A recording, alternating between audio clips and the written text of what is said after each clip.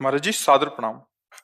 महाराज जी अध्यात्म की तरफ चलते चलते अचानक मन विचलित सा हो जाता है, उल्टे से ख्याल आते हैं, नकारात्मक ऊर्जाएं उत्पन्न सी होती हैं महाराज। हाँ, वो चूंकि संसार का मनोरंजन उसको प्रिय लगता है, मन को मनमानी आचरण करना उसको प्रिय लगता है। उसकी गलती नहीं है, हम जहां उसको लगाते हैं वहीं वो राजी होने लगता है। अब जैसे अध्यात्म मार्ग में लगा रहे हैं तो इसमें जहां जहां वो लगा रहा है उसके विरुद्ध बात है। उसको भोग चाहिए, उसको हर इंद्रिय के मना खष्टान इंद्रियाणी प्रकृति स्थान कर सती, पांच ज्ञानेंद्रियों के द्वारा वो विषयों में विचरने का स्वभाव बना लिया है। भगवान कह रहे हैं आप भगवान के अंश ममैवांशो जीव लोके जीव भूता सनातना मना खष्टान इंद्रियाणी प्रकृति स्थान कर सती। आप इस मन के भुलावे में आकर, मन भोगों के भुलावे में आपको फंसाकर ये सदैव अधीन रखा है। अब अध्यात्म सुनना शुरू किया, अध्यात्म चल तो अध्यात्म में मन को वश में किया जाता है और अभी तक आप मन के वश में रहे। तो जब आप सपोर्ट नहीं देंगे तो वो आपका सपोर्ट करने लगेगा। इसकी चाल समझना, क्योंकि आपके बिना उसकी कोई सत्ता नहीं, वो आपके बिना कुछ नहीं कर सकता, आपके दस्तखत से ही करेगा।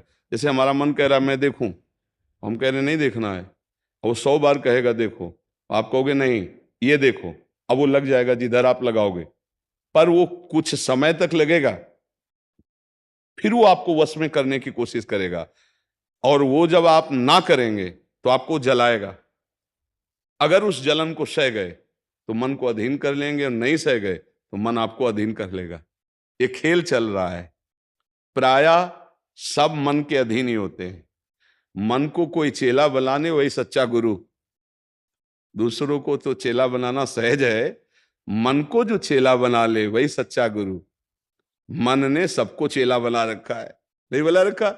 जैसा जैसा कहता है वैसे ही करना पड़ता है। और बड़ा बात यह है कि मन को हम जैसा कहें शास्त्र आज्ञा से वैसा चला ले, सो महात्मा, वही गुरु, वही भक्त। नहीं तो भाई भेष चाहे जो हो, पर मन के अधीनता से मुक्त होना बहुत कठिन होता है। कोई बिरला मन को अधीन करके भगवान की प्राप्ति करता है। तो आप लोग उसी बिरले में हैं, क्योंकि अगर सत्संग मिल रहा है, साधु संग मिल रहा है और अध्यात्म की बातें सुन रहे हैं, अध्यात्म में चल रहे हैं, तो हम ये नहीं कह सकते कि हमारे ऊपर भगवान की कृपा नहीं। कृपा है, पर हमें विचलित नहीं होना। कम से कम ये बात आप स्वीकार करते हैं कि कभी कभी वो हमको गिराने की कोशिश करता है, अर्थात आपका बहुत सहयोग देने लगा है। तो एक समय था कि हम पूरे उसके अधीन थे, आज है कि आधा आधा हो गया है। आधा वो हमारे अधीन हो रहा है, आधा अपने अधीन करना चाहता है। तो चढ़ाई और चढ़ते जाओ, उसके पॉइंट कम करते जाओ, अपने पॉइंट बढ़ाते जाओ कि अब 60%, अब 65%, अब 70%। फिर जिस दिन 100% तो तुम्हारे अधीन हो गया, उसी दिन भगवान के आनंद का जो स्वरूप है वो प्रकाशित कर देगा। अब ये लड़ाई बहुत जोर की है, छोटी मोटी लड़ाई नहीं है। वो छोटा मोटा शक्तिशाली नहीं, बहुत शक्तिशाली है। क्या? आपको सपोर्ट देगा, राधा राधा राधा, फिर धीरे से आपके सामने रखेगा।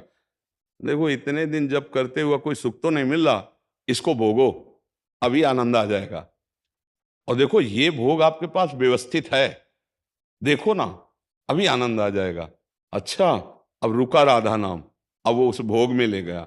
अब राधा नाम जपना चाहोगे तो अच्छा नहीं लगेगा, अरुचि, वो अपने अधीन करता चला जाएगा।